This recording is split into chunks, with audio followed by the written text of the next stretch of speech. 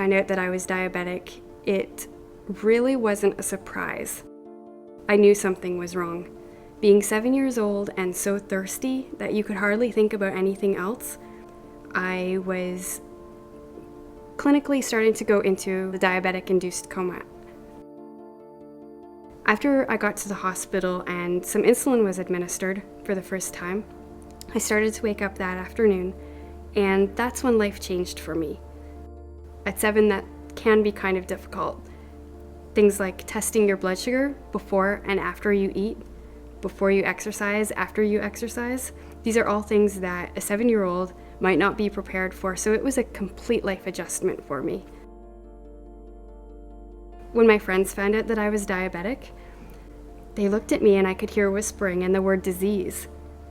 And my mom actually had to go to the school and talk to the principal about what diabetes is. It's not contagious. It's something that people get simply because their pancreas stops working properly and it can be managed.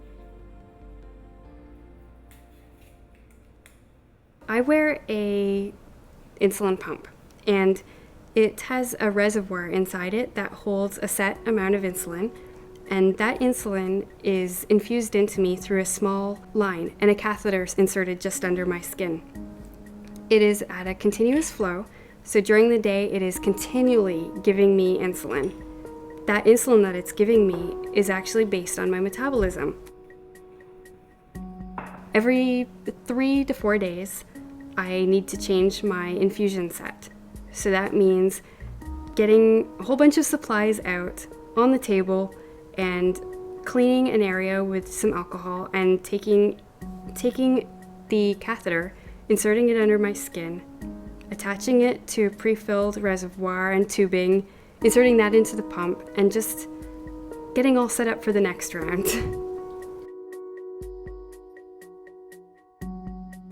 Having both Rob and I as diabetics makes everything easier. I couldn't imagine being married to someone that didn't know what diabetes was. That would be rough. But having Rob as my husband, we can anticipate if there's going to be a problem. It's really hard to imagine a life without diabetes, but it's something I think about every single day.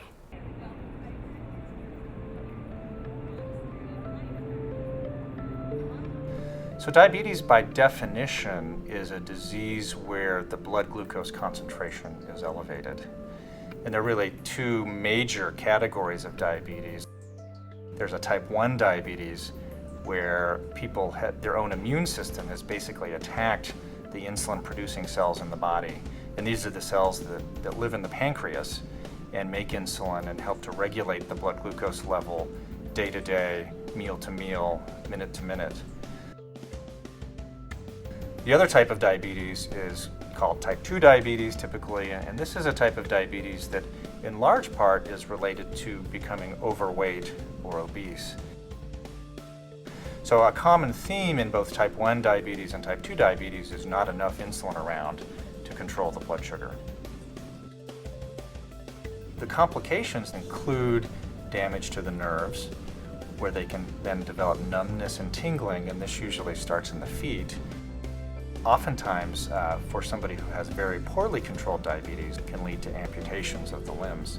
Other problems that arise are damage to blood vessels in the back of the eye and the kidney, and so this can lead to blindness and to kidney damage and ultimately kidney failure.